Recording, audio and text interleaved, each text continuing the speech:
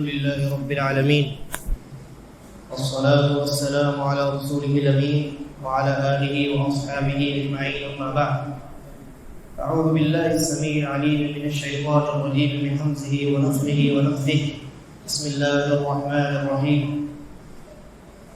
وإلهكم إله واحد لا إله إلا هو الرحمن الرحيم.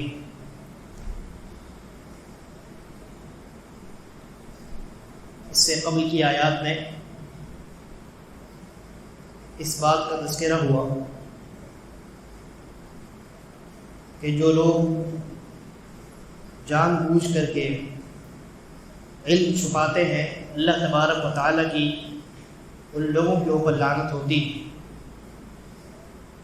اور جن لوگوں کی موت حالت کفر میں ہوتی ہے ان کے اوپر بھی اللہ رب العالمین، فرشتوں اور تمام انسانوں کی لعنت ہوتی ہے، اور ایسے لوگ جہنم میں ہمیشہ رہیں گے، ان کا عذاب کبھی کم نہیں کیا جائے گا۔ اس کے بعد اللہ تبارک و تعالیٰ نے ان مشرکین کے لیے یہ آیت نازل فرمائی، کہا وَإِلَٰهُكُمْ إِلَٰهٌ وَاحِدٌ، کہ تمہارا جو معبود ہے وہ معبود ایک ہے، صرف ایک ہی معبود حقیقی معبود ہے۔ جن معبودوں کو تم پوجتے ہو، جن کی عبادت تم کرتے ہو، وہ سب کے سب باطل ہیں۔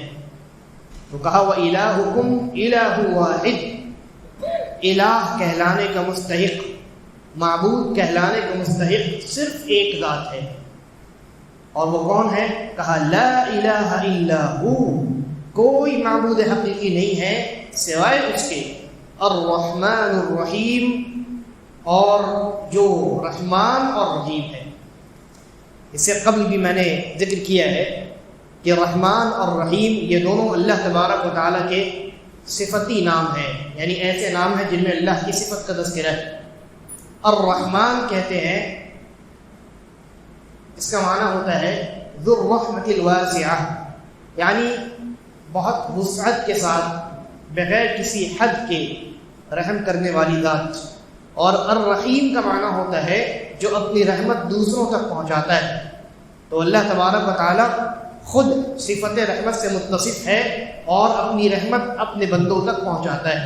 دنیا میں اس کی رحمت سے کافر و مشرک، مسلمان و موحد سب استفادہ کرتے ہیں، لیکن قیامت کے دن اللہ تبارک و تعالیٰ کی رحمت خاص ہوگی مومنوں کے لیے اور موحدوں کے لیے۔ تو اللہ تبارک و تعالیٰ نے کہا تمہارا معبود صرف ایک ہے، اور وہ اللہ رب العالمین کی ذات ہے، جس کی صفت ہے رحمان اور رحیم ہونا۔ اس کے بعد اللہ تبارک و تعالیٰ نے ان مشرکین کے لیے اپنے معبود ہونے پر چند دلائل کا تذکرہ کیا۔ اللہ نے فرمایا ان فی خلق السماوات والارض، زمینوں اور آسمانوں کی پیدائش میں، واختلاف اللیل والنہار، دن اور رات کے عدل بدل ہونے میں، والفلک الذی تجری فی البحر بما ينفع الناس، اور وہ کشتی جو سمندر پر لوگوں کو فائدہ پہنچانے والی چیزوں کو لے کر کے چلتی ہے، اس کشتی میں، وما انزل اللہ من السماء من ماء، اور اللہ جو آسمان سے بارش نازل کرتا ہے، فاحیا به الارض بعد موتها، اور زمین بنجر ہو جانے کے بعد دوبارہ اس میں زندگی پیدا کرتا ہے، اس بارش میں اور اس زمین میں، وبث فیها من كل دابہ، اور اسی زمین میں اللہ نے تمام تر جاندار کو اور جانوروں، جس میں انسان اور چوپائے اور چرند و پرند تمام چیزیں شامل ہیں، ان تمام کو اللہ نے پھیلا دیا ان چیزوں میں، وتصریف الریاح، اور ہوا کے ایک جگہ سے دوسری جگہ چلنے اور سفر کرنے میں، والسحاب المسخر بین السماء والارض، اور زمین و آسمان کے درمیان جو بادل ہے، ان بادلوں میں لآیات، نشانیاں ہیں، لقوم یعقلون، عقل رکھنے والے لوگوں کے لیے۔ قرآن کریم کی یہ وہ آیت ہے جس میں اللہ تبارک و تعالیٰ نے متعدد نشانیوں کو ایک ہی جگہ بیان کر دی ہے۔ اس طرح کی آیت قرآن کریم میں یہ میرے خیال سے غالباً ایک ہی ہے جہاں اللہ رب العالمین نے اتنی ساری نشانیوں کو ایک ہی آیت میں بیان کی ہے، اور بھی دیگر مقامات ہیں جہاں اللہ نے ان نشانیوں کا تذکرہ کیا ہے، لیکن وہ الگ الگ آیات ہیں. ایک آیت ختم ہوئی، پھر دوسری آیت شروع ہو گئی، پھر تیسری آیت، تو 3-4 آیتوں میں ملا کر کے ان نشانیوں کا تذکرہ ہوتا ہے. یہ وہ آیت ہے جس میں ایک ہی آیت ہے اور جس میں اتنی ساری نشانیوں کا اللہ رب العالمین نے تذکرہ کیا ہے. اب دیکھیں یہ کتنی عظیم نشانیاں ہیں. اللہ نے کہا ان فی خلق السماوات والارض، زمینوں اور آسمانوں کی پیدائش. زمین و آسمان کی پیدائش کیا یہ معمولی بات ہے؟ نہیں، زمین ساتھ اور آسمان بھی ساتھ ہیں، اور یہ ساتوں آسمان جو ہیں، ان آسمان یعنی ان ساتوں میں جو پہلا آسمان ہے، انسان اس پہلے آسمان تک بھی نہیں پہنچ سکتا ہے. اور یہ زمین جو ہے پوری کی پوری زمین، انسان اس زمین پر زندگی گزارتا ہے لیکن اس زمین پر قدرت حاصل نہیں کر سکتا. یہ زمین انسان کے کنٹرول میں نہیں ہے، گرچہ یہ زمین انسان کے فائدے کے لیے اللہ رب العالمین نے پیدا فرمائی، اس میں پانی ہے، ہوا ہے، دھوپ ہے، تمام چیزیں، لیکن کیا یہ زمین انسانوں کے قبضے قدرت میں ہے؟ نہیں. کب زمین ہل جائے اور انسانیت اس میں دفن ہو جائے اس بات کی کوئی ضمانت نہیں. تو زمین اللہ رب العالمین کی پیدائش ہے، آسمان اللہ رب العالمین کی پیدائش ہے، اور ظاہر سی بات ہے کہ زمین اور آسمان کی پیدائش یہ انسان کی پیدائش سے زیادہ پیچیدہ کام ہے کہ نہیں؟ زمین اور آسمان یہ دونوں چیزیں جو ہیں، ان کا نظام اور ان کا سسٹم، اور یہ اتنی عظیم ہیں، اتنی بڑی ہیں. ظاہر سی بات ہے کہ انسان ایک چھوٹی سی مخلوق ہے اللہ تبارک و تعالیٰ کی. زمین اور آسمان اور ان دونوں کے درمیان جتنی چیزیں ہیں وہ بڑی بڑی مخلوقات ہیں اللہ کی. تو وہ عظیم مخلوقات اللہ رب العالمین کی ہیں، اور انسان بھی اللہ کی مخلوق ہے. تو انسان اس بات پر غور نہیں کرتا کہ جو ذات اتنی عظیم چیزوں کو پیدا کر سکتی ہے وہ ہمیں بھی پیدا کرنے والی، اور جب وہ ہمیں پیدا کرنے والی ہے ساتھ ساتھ ان تمام چیزوں کی، تو ہم اس کے در کو چھوڑ کر کسی اور کے در پر کیسے جا سکتے ہیں؟ ان فی خلق السماوات والارض واختلاف اللیل والنہار، دن اور رات کا آنا جانا، دن اور رات کا آنا جانا یہ بھی بڑی عظیم نشانی ہے اللہ تبارک و تعالیٰ. دن میں جیسا کہ قرآن میں اللہ تبارک و تعالیٰ نے متعدد مقامات پر اس کا تذکرہ کیا کہ ہم نے دن کو تمہارے لیے معاش کا ذریعہ بنایا ہے. جب اجالا ہوتا ہے، سورج کی روشنی پھیل جاتی ہے تو انسان باہر نکلتے ہیں، کام کرتا ہے انسان، اور اپنے رزق اور روزی کو حاصل کرنے کے لیے کوششیں کرتا ہے. اور اللہ نے رات کو انسانوں کے لیے لباس بنایا ہے، سکون کا وقت بنایا ہے، آرام کا وقت بنایا ہے. اگر اندازہ لگائیے اگر 24 گھنٹے دن ہوتا یا 24 گھنٹے رات ہوتی تو انسان کی زندگی جس بیلنس کے ساتھ چل رہی ہے یہ بیلنس کتنا بگڑ جاتا. انسان آرام کب کرتا، کب جاگتا، کب سوتا، اور 24 گھنٹے جب سورج کی روشنی میں انسان رہتا تو انسان کی حالت کیا ہوتی.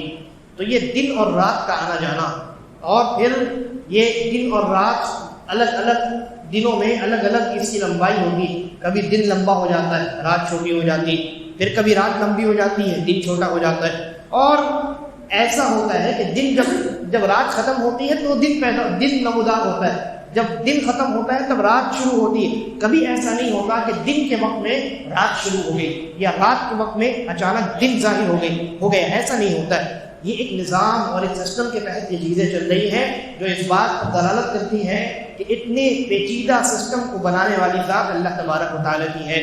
مشرکین سے خطاب کیا گیا ہے. پھر اللہ نے کہا والفلک التی تجری فی البحر بما ينفع الناس، اور کشتی جو چلتی سمندروں میں، دریاؤں میں جو کشتیاں چلتی ہیں، اور وہ کشتیاں انسان کی فائدے کی چیزیں اپنے اوپر لے کر کے چلتی ہیں. آج دیکھیے ایک ملک سے دوسرے ملک اور دنیا کے ایک کونے سے دوسرے کونے تک جو بڑا بڑا مال اور بڑے بڑے کنٹینرز پہنچائے جاتے ہیں، خوب سارا ٹنوں میں، ملینوں میں، یعنی کہ وہ مال ہوتا ہے، کئی ٹن وہ مال ہوتا ہے، اس کو ہوائی جہاز کے ذریعے سے نہیں پہنچایا جا سکتا بلکہ کشتیوں میں اس کو رکھ کر کے سمندر کے راستے سے دنیا کے ایک کونے سے دوسرے کونے میں پہنچایا جاتا ہے. یہ اللہ رب العالمین کی نشانی نہیں ہے تو اور کیا ہے؟ اللہ تبارک و تعالیٰ امن و سلامتی کے ساتھ سمندر میں اس کشتی کو چلنے کی اجازت دیتا ہے، اور وہ کشتی چلتی ہے، ایک کونے سے دوسرے کونے میں پہنچ جاتی ہے. انسان کے فائدے کا سامان کشتی اپنے پیٹھ کے اوپر لے کر کے چلتی. یہ اللہ رب العالمین کی بہت بڑی نشانی ہے کہ اللہ نے یہ سسٹم بنایا ہے، یہ نظام اللہ نے بنایا ہے. ورنہ اگر اگر اللہ تبارک و تعالیٰ نے پانی کے اندر وہ صلاحیت پیدا نہیں کی ہوتی اور بعض چیزوں میں یہ خصوصیت نہیں رکھتی کہ وہ پانی کے اوپر تیرنے والی ہے، تو پھر پانی کے اوپر چلنا انسان کے لیے مشکل ہو جاتا، اور اگر مشکل ہو جاتا تو یہ ٹرانسپورٹ کا جو سسٹم ہے یہ کتنا زیادہ ڈسٹرب ہوتا۔ تو یہ اللہ رب العالمین کی نشانی۔ اس کے بعد کہا وَمَا أَنزَلَ اللَّهُ مِنَ السَّمَاءِ مِن مَاءٍ فَأَحْيَا بِهِ الْأَرْضَ بَعْدَ مَوْتِهَا، اور جو آسمان سے اللہ رب العالمین بارش نازل کرتا ہے اور اس بارش کے ذریعے سے اللہ تبارک و تعالیٰ زمین جو بنجر ہو چکی ہوتی، جو سوکھ چکی ہوتی ہے، یا اللہ نے کہا بعد موتها، زمین کے مردہ ہونے کے بعد، زمین کے مر جانے کے بعد اللہ رب العالمین بارش نازل کرتا ہے، اور اس بارش سے اس زمین میں جان پیدا ہو جاتی ہے، اور جب جان پیدا ہوتی ہے تو پیداوار پیدا ہوتی ہے، پیداوار اس میں نظر آتا ہے، اور انسان کے کھانے پینے اور روزی اور رزق کا سامان اللہ تبارک و تعالیٰ زمین ہی سے تو پیدا کرتا ہے۔ جتنی چیزیں انسان کھاتا ہے، چاہے وہ مارکیٹ سے خرید کر کے کھائے، دکان سے خرید کر کے کھائے، گھر میں اپنے ہاتھ سے کچھ بنا کر کے کھائے، اس کی اصل کہاں سے آئی؟ سب زمین سے چیزیں آتی۔ جتنی چیزیں دنیا میں کھانے پینے کی ہیں وہ کہاں سے آتی؟ سب زمین سے پیدا ہوتی، پھر اس کو انسان الگ الگ شکلوں میں استعمال کرتا ہے کھانے کے لیے۔ تو اللہ نے کہا کہ یہ تمام چیزیں زمین سے پیدا ہوتی ہیں، اور زمین سے پیدا تب ہوتی ہیں جب آسمان سے اللہ تبارک و تعالیٰ بارش برساتا ہے۔ اس کے بعد کہا وَبَثَّ فِيهَا مِن كُلِّ دَابَّةٍ، اور یہ وہ زمین ہے جس میں اللہ نے تمام قسم کے جانوروں کو، جس میں انسان بھی شامل ہے، چوپائے بھی شامل ہے، چرند و پرند بھی شامل ہے، ان تمام کو اللہ نے پھیلا دیا ہے۔ پوری زمین میں مختلف قسم کے جانور پائے جاتے ہیں، انسان بھی ہے اور رینگنے والے جانور بھی ہیں، اڑنے والے جانور بھی ہیں، 4 پیر سے 2 پیر سے چلنے والے جانور بھی ہیں، ہے نا۔ تو یہ جو الگ الگ قسم کے جانور ہیں یہ اللہ رب العالمین کی حکمت کے تحت پیدا ہوئے، اللہ رب العالمین کی حکمت کے تحت پیدا ہوئے۔ اب انسان آج تحقیق کرتا ہے بعض جانوروں پر تو اس کو یہ معلوم ہوتا ہے کہ یہ جانور، اس سے یہ جو ہماری جو فضا ہے اور جو انوائرمنٹ سسٹم ہے اس کے اندر فلاں چیز کا بیلنس مینٹین کیا جاتا ہے، اور اس جانور سے فلاں چیز کا بیلنس مینٹین کیا جاتا ہے۔ بہت ساری میں نے کہیں کسی نے تذکرہ کیا کہ ایک جگہ ایک مرتبہ کسی ملک میں وہ لوگوں نے چڑیوں کو مارنا شروع کر دیا، اس لیے کہ وہ چڑیاں جو ہے وہ دانے چپ چپ کر کے کھا لیا کرتی ہے نا۔ تو اب ان کو کھلانے کے لیے دانہ خرچ ہوا کرتا تھا، دانے کے لیے پیسے خرچ ہوتے تھے، تو پیسے بچانے کے لیے انہوں نے چڑیوں کو مارنا شروع کر دیا، نہ چڑیا رہے گی اور نہ اس کے لیے خوراک کا انتظام کیا جائے گا۔ تو چڑیوں کو مارنا انہوں نے شروع کر دیا۔ ایک مدت کے بعد جب ملک میں چڑیوں کی تعداد کم ہو گئی، دانہ کھانے والی جو چڑیا تھی اس کی تعداد جب کم یا بالکل نہیں کے برابر رہ گئی، تو اب ایک دوسری وبا پھیل گئی۔ یہ ہوا کہ جو کھیت ہے اور جہاں پیداوار ہوتی، مختلف قسم کی چیزیں انسان پیدا کرتا ہے، وہاں اب کیڑے لگنے شروع ہو گئے، فصل تباہ و برباد ہونی شروع ہو گئی، قحط پڑ گیا ملک میں۔ کیوں پڑا؟ سائنسدانوں نے تحقیق کر کے بتایا اس لیے پڑا کیونکہ چڑیوں کو مار دیا گیا۔ یہ جو چڑیا تھی جس کو مار دیا گیا، یہ گرچہ انسان کا تھوڑا سا کھانا کھاتی تھی لیکن بہت زیادہ فائدہ دیتی تھی۔ وہ اس طریقے سے کہ وہ کھیت میں جا کر کے جو کیڑے مکوڑے ہوتے ہیں کھیت کو برباد کر دینے والے، وہ ان کو کھا لیا کرتی تھی، تو کھیت محفوظ رہتا تھا۔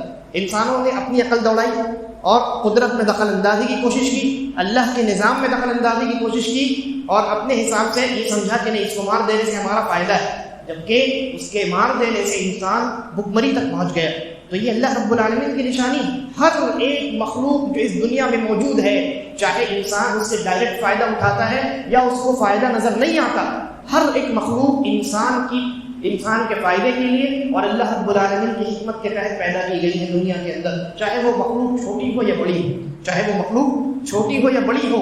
انسان کے اندر کتنے قسم کے بیکٹیریاز ہیں، سانس لیتے ہیں تو بہت سارے بیکٹیریاز اندر چلے جاتے ہیں، سانس چھوڑتے ہیں تو بہت سارے بیکٹیریاز جو ہے وہ باہر نکلتے ہیں۔ کھانے کی چیزوں میں مختلف قسم کے وہ بیکٹیریاز وہ کیا ہیں؟ وہ سب تو جانور ہے نا، ان سب کے اندر جان ہے۔ یہ اللہ رب العالمین کی حکمت ہے کہ اللہ نے ان کو پیدا کیا ہے، ورنہ اندازہ لگائیے اگر یہ چیزیں نہیں ہوتی تو انسان زندہ ہی نہیں رہتا۔ انسان کے پیٹ کے اندر معدے میں بہت سارے ایسے بیکٹیریاز ہوتے ہیں جو معدے کے سسٹم کو مینٹین کرتے ہیں، اگر ان کو ختم کر دیا جائے تو پھر معاملہ گڑبڑ ہو جائے گا۔ بہرحال تو اللہ نے کہا وَبَثَّ فِيهَا مِن كُلِّ دَابَّةٍ، اللہ نے زمین میں مختلف قسم کے جانوروں کو پیدا کیا اور ان کو پھیلا دیا. ہر ایک جانور کی پیدائش اللہ رب العالمین کے کسی نہ کسی حکمت کے تحت ہے. اس کے بعد کہا وَتَصْرِيفِ الرِّيَاحِ وَالسَّحَابِ الْمُسَخَّرِ بَيْنَ السَّمَاءِ وَالْأَرْضِ، اور ہوا کا چلنا، یہاں سے وہاں ہوا کا چلنا، اور بادل جو زمین و آسمان کے درمیان ہے جس سے بارش ہوتی، یہ ہوا کے ذریعے سے ادھر ادھر ہوتی ہے، اللہ کے حکم سے ہوتی ہے. ان تمام چیزوں میں اللہ کی حکمت ہے. اور اگر اللہ تبارک و تعالیٰ بادل نہیں پیدا کرتا، اگر اللہ تبارک و تعالیٰ بادل نہیں پیدا کرتا، ہوا اگر دنیا میں نہیں ہوتی تو یہ زندگی مشکل. آج انسان دنیا کو چھوڑ کر کے مختلف دیگر سیاروں میں زندگی تلاش کر رہا ہے نا، نہیں مل رہی ہے زندگی. کیوں نہیں مل رہی ہے؟ کیونکہ یہ کہا جاتا ہے کہ دنیا کی طرح ایٹماسفیئر نہیں ہے وہاں پہ، ہوا نہیں ہے وہاں پہ، گیسز نہیں ہے وہاں پہ جس سے زندگی پیدا ہوتی.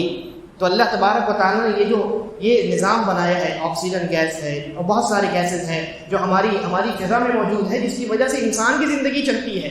یہ اللہ رب العالمین کی نشانی نہیں ہے تو اور کیا ہے؟ اور ابھی تک کوئی دوسرا سیارہ ایسا ملا نہیں ہے جہاں زندگی والی ایسی فضا موجود ہو. تو یہ دنیا میں، اس زمین میں اللہ رب العالمین نے یہ نظام قائم کیا ہے. یہ اللہ کی نشانیوں میں سے ایک نشانی. اللہ نے کہا لآیات لقوم یعقلون، ان تمام چیزوں میں نشانیاں ہیں کن لوگوں کے لیے؟ جو عقل رکھتے ہیں، جن کو اللہ نے عقل دی ہے، سمجھ بوجھ دی ہے. اگر وہ ان چیزوں میں غور کریں تو فوراً اس نتیجے پر پہنچ جائیں گے کہ ان تمام چیزوں کو پیدا کرنے والی ذات اللہ تبارک و تعالیٰ کی ہے. اور جب ان تمام چیزوں کی پیدا کرنے والی ذات اللہ تبارک و تعالیٰ کی ہے تو عبادت کی مستحق بھی وہی ذات ہے. اس ذات کے علاوہ کوئی عبادت کی مستحق نہیں ہے، کیونکہ اس کے علاوہ تمام کی تمام چیزیں مخلوقات ہیں، اللہ کی پیدائش ہیں، اللہ نے ان کو پیدا کیا. تو جو چیزیں خود پیدا ہوئی ہیں، یعنی جو خود پہلے نہیں تھی، جن کا وجود پہلے نہیں تھا، وہ چیزیں انسان کو نفع و نقصان کیسے دے سکتی؟ جب وہ چیزیں نہیں تھیں تو کیسے نفع و نقصان ہوتا؟ لہذا یہ تمام نشانیاں اس بات پر دلیل ہیں کہ اللہ تبارک و تعالیٰ ہی ان تمام چیزوں کا پیدا کرنے والا، چلانے والا، ان کو مینٹین کرنے والا، ان کے درمیان بیلنس بنا کر کے رکھنے والا، ان کے سسٹم کو یعنی صحیح طریقے سے چلانے والا ہے. لہذا وہی عبادت کا مستحق ہے. اور کچھ دنوں قبل میں نے وہ مثال بھی پیش کی تھی ایک جگہ درس میں کہ انسانوں نے ابھی چاند تک پہنچنے کے لیے مشین بنائی. تو مشین بہت پیچیدہ مشین ہے، اور اس مشین کو بنانے کے لیے سائنسدانوں کی ایک بہت بڑی جماعت لگی، لاکھوں کروڑوں اربوں روپے خرچ ہوئے، ایک لمبا 2-3 سال کا عرصہ لگا ہے، تب جا کر کے وہ چھوٹی سی مشین تیار ہوئی. وہ مشین جا کر کے پہنچی چاند کے اوپر، ہے نا. تو وہ اگر کوئی آدمی کہے کہ نہیں یہ مشین اپنے آپ پیدا ہو گئی، یہ مشین اپنے آپ ایسے ہی ایکسیڈنٹلی وہ مشین جو ہے وہ اپنے آپ ایسے ہی پیدا ہو گئی اور وہ پھر اس کو انسان نے استعمال کرنا شروع کر دیا، تو لوگ کہیں گے بیوقوف ہے. اتنی پیچیدہ مشین اپنے آپ پیدا ہو سکتی ہے؟ ہرگز نہیں. تو بھائی اتنا پیچیدہ نظام جو کائنات کے اندر چل رہا ہے، یہ اپنے آپ کیسے ہو سکتا ہے؟ یہ چھوٹی سی مشین جو اپنے آپ نہیں پیدا ہو سکتی، اور کوئی کہے کہ وہ اپنے آپ پیدا ہوگی تو آپ اس کو بیوقوف کہتے ہیں. تو پوری کائنات جو اتنی پیچیدہ ہے، جس کو انسان ابھی تک سمجھ ہی نہیں سکا ہے، یہ پوری کائنات اپنے آپ پیدا ہو گئی. یہ تو عقل میں آنے والی بھی بات نہیں. اسی لیے یہاں اللہ نے کیا کہا؟ لآیات لقوم یعقلون. یہ ان تمام چیزوں میں نشانیاں ہیں عقل رکھنے والوں کے لیے. کامن سینس والی بات ہے یہ کامن سینس والی بات. تو جو ملحد لوگ ہوتے ہیں، آج کل بہت زیادہ ان لوگوں کی تعداد بڑھ رہی ہے. ایتھیسٹ لوگ ہوتے ہیں، عقل پرست اور سائنس زدہ لوگ ہوتے ہیں. ہر چیز کا ثبوت چاہیے. جو چیز دکھائی نہیں دیتی اس کو ماننے کے لیے تیار نہیں. جس چیز کو وہ اپنے 5 جو چیزیں ہیں، ہوا سے 5، سوننے کی طاقت، دیکھنے کی طاقت، سننے کی طاقت، چکھنے کی طاقت، اور اسکن سے انسان ٹچ کرتا ہے، محسوس کرنے کی طاقت، ہوا سے 5 کہتے ہیں. تو وہ جو ہے عقل پرست لوگ، سائنس زدہ لوگ جو ہے وہ کہتے ہیں کہ ان 5 چیزوں سے ہم جس چیز کو محسوس نہیں کر سکتے، ہم اس کو ماننے کے لیے تیار نہیں ہے. جبکہ بہت ساری ایسی چیزیں ہیں جن کو انسان محسوس نہیں کر سکتا، نہ دیکھ سکتا ہے. آج سے مطلب کہ آپ سمجھ لیجیے کہ 50-60 سال پہلے انسان آج جو ایسی چھوٹے چھوٹے بیکٹیریاز اور چھوٹے سیلز کو انسان جو مائکروسکوپ کے ذریعے سے دیکھتا ہے، کیا 50-60 سال پہلے دیکھ پاتا تھا؟ نہیں دیکھ پاتا. تو کیا اس کا یہ مطلب ہے کہ وہ چیزیں موجود نہیں تھی؟ پہلے موجود تھی، آپ کی نظر وہاں تک نہیں پہنچی. آج آپ کی نظر وہاں پہنچی ہے. ثابت ہوا کہ انسان پانچ اپنے حواس سے جن چیزوں کو محسوس نہ کر سکے، کوئی ضروری نہیں ہے کہ وہ چیزیں موجود نہیں ہیں، وہ چیزیں وہ موجود ہیں، آپ کے طاقت کے باہر ہے وہ چیزیں، آپ کے قوت احساس کے باہر ہے وہ چیزیں. لہذا یہ اللہ رب العالمین کی نشانیاں ہیں، پوری کائنات اللہ رب العالمین کی نشانیاں ہیں. اسی لیے امام ابن کثیر رحمہ اللہ کہتے ہیں کل ما سوى اللہ عالم، کہ تمام وہ چیزیں اللہ کے علاوہ جتنی چیزیں ہیں کائنات میں وہ تمام چیزیں عالم کہلاتی ہیں. اور عالم کا معنی کیا ہوتا ہے؟ ترجمہ کیا جاتا ہے عالم کا دنیا. عالم الحمدللہ رب العالمین، تمام تعریفیں کس کے لیے؟ تمام عالمین یہ جمع کا لفظ ہے، یعنی جتنی دنیا ہے، جتنے جہان ہیں، ان کے رب کے لیے تمام تعریفیں. تو یہ عالم ہے. عالم کا معنی کیا ہوتا ہے؟ وہ چیزیں جو کسی چیز پر علامت ہے. علم سے بنا ہے. عالم جو ہے یہ علم سے بنا ہے. علم کا معنی ہوتا ہے نشانی، علامت، یہ سمبول کسی چیز کا سائن، اسی کو علم کہتے ہیں. علم، اسی سے عالم بنایا گیا ہے. تو امام ابن کثیر کہتے ہیں کل ما سوى اللہ عالم، اللہ کے علاوہ تمام چیزیں عالم ہیں، یعنی اللہ کے علاوہ پوری کائنات اللہ رب العالمین کے رب ہونے اور اللہ رب العالمین کے معبود حقیقی ہونے پر علامت ہے، دلیل ہے، سائن ہے اور نشانی ہے. تو یہ بڑی عظیم آیت ہے جس کو اللہ رب العالمین نے یہاں مشرکوں کے لیے نازل فرمایا ہے. اس کے بعد کہا وَمِنَ النَّاسِ مَن يَتَّخِذُ مِن دُونِ اللَّهِ أَندَادًا يُحِبُّونَهُمْ كَحُبِّ اللَّهِ. بہت سارے ایسے لوگ ہیں جو اللہ رب العالمین کے علاوہ دوسروں کو اللہ کا شریک بنا دیتے ہیں، دوسروں کو عبادت میں اللہ کا شریک بنا دیتے ہیں. يُحِبُّونَهُمْ كَحُبِّ اللَّهِ، اللہ کی طرح ان سے محبت کرتے ہیں، اللہ کی طرح ان سے محبت کرتے ہیں. وَالَّذِينَ آمَنُوا، لیکن جو ایمان لانے والے ہیں، أَشَدُّ حُبًّا لِلَّهِ، وہ اللہ رب العالمین کی محبت میں سب سے زیادہ سخت ہیں. یہ آیت اس میں محبت کا تذکرہ ہے. اور محبت جو ہے یہ بنیادی طور پہ دو قسم کی ہوتی ہے. ایک محبت ہے جو عبادت ہے، ایک محبت ہے جو عبادت ہے، اور دوسری محبت ہے جو عبادت نہیں ہے.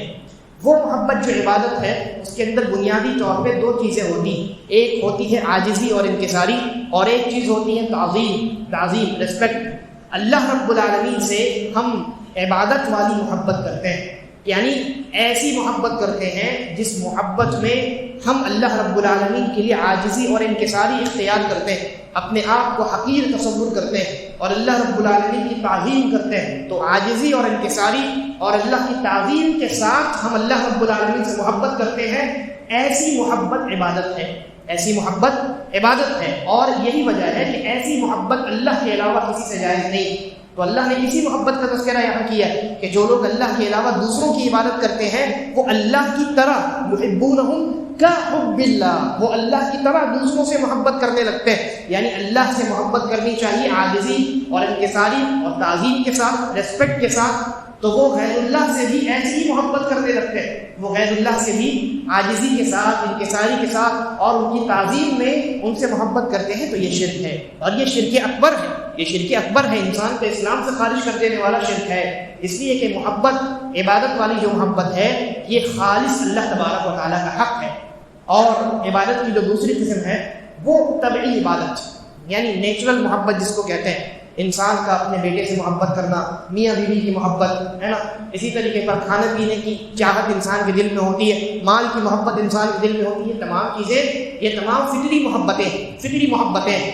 اور اللہ رب العالمین سے جو ہماری محبت ہے وہ محبت عبادت والی محبت ہے.